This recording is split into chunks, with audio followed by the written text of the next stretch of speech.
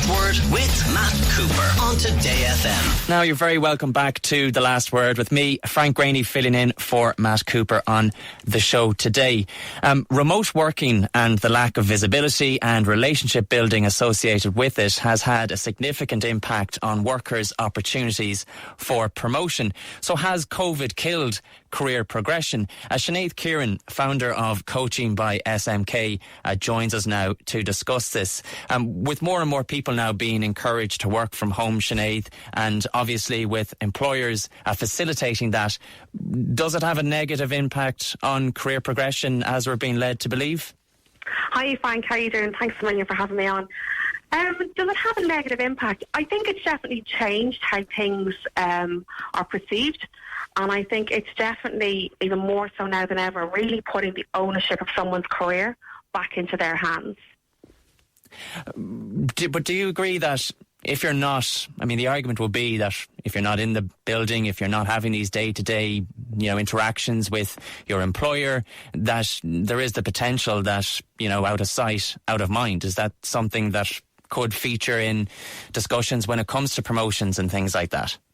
I think it's definitely playing on people's minds, and I think, it is something that I'm hearing clients mention to me. But I think I'm also putting it back to them in the sense that just because you're not in the same building doesn't mean that you still can't have, your video calls or your regular check-ins using a number of different platforms.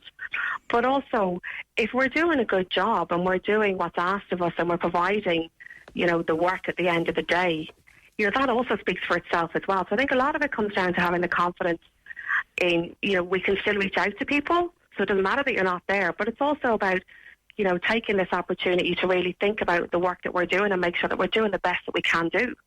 And that's key, isn't it?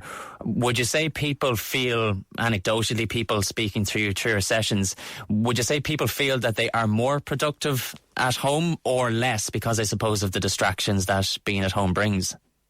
Oh, I think definitely overall what I'm hearing from my clients is that they're absolutely more productive. I think, yes, there's absolutely, hands down, definitely challenges with managing, life and home and children and families and things. But overall, I'm definitely hearing that, they are more productive, and that for some, they're not looking forward to getting back into that car to make the trip, to make that commute again. Do you know what I mean? Yeah. Also hearing quite loudly is that they're really using this as an opportunity to think about, well, am I actually in the right career? Is this where I want to be? Do I want that next promotion? Is it for me? So I think there's a lot of kind of thought processing going on around, are they in the right space? And there's also a lot of thought processing going on in relation to, do they have the right skills? And there's a lot of upskilling going on. That's very interesting. And another question I want to ask you is just in relation to this, concept that it's not a one size fits all, is it?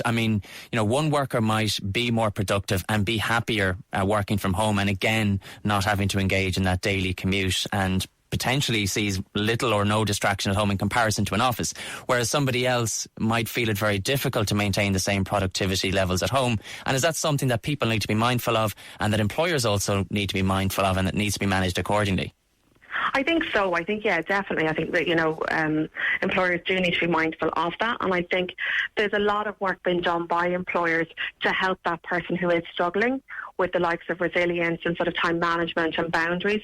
There's a lot of internal work being done around that to really help those workers that are struggling, Yeah, you mentioned earlier about things like Zoom conferences and all that there is still that type of interaction going on, but it is more difficult to build relationships when you're not seeing somebody every day, when you're not having the chats at the water cooler, when you're not sharing your lunch, or having a cup of coffee with somebody and catching up on the day to day, that kind of social element. What advice would you have for people that are maybe struggling in that aspect?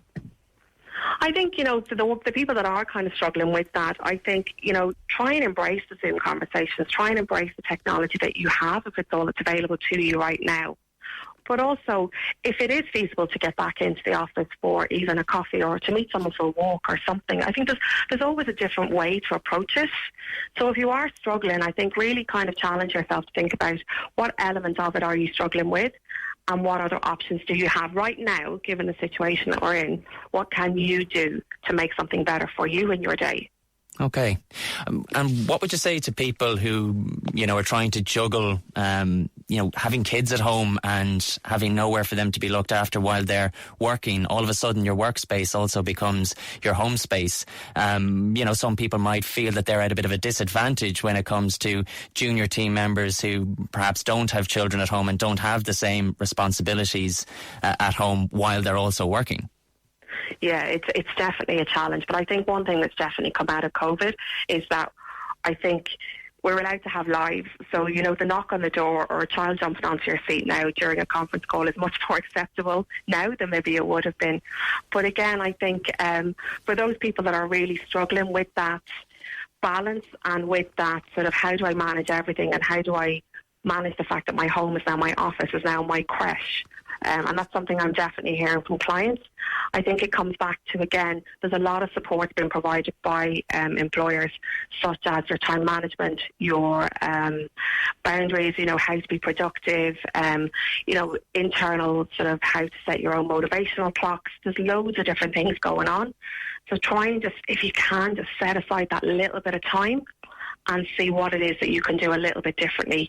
Today, tomorrow, short little bites. How can you make something better for you in your day?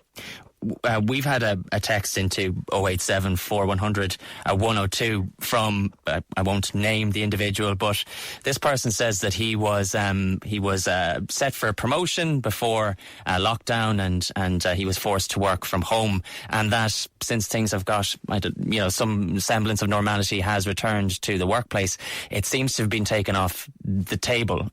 Should this person approach his boss, or what would you advise that person to do in that situation? I think sadly in some cases it is promotion, so the job openings have been just set aside for a period of time. But obviously it's great news today that we're hearing that Amazon are also going to announce another 1,000 jobs in Ireland. So I think there's definitely movement, but for some, yes, that movement is a little bit stagnant. What I would say to him is absolutely talk to his boss, ask him, when does he foresee this position coming back on the table? Also use the opportunity to look at where he is now from a skills and opportunity point of view, and is there any gaps that he could address in this time? So use it as a time to really reflect on where he is in his career, where is he in relation to the competencies of the role, and what can he do to fill any gaps that he might have. But what can he do to put himself in the best possible position to make sure that when that job opening does open up again, that he is at the top of his game. I think the day of, well, you've been here for X amount of time and sure, we all know that Johnny's a great worker is gone. It's really about making sure that we have the skills to progress. Our career is in our own hands. It's our responsibility.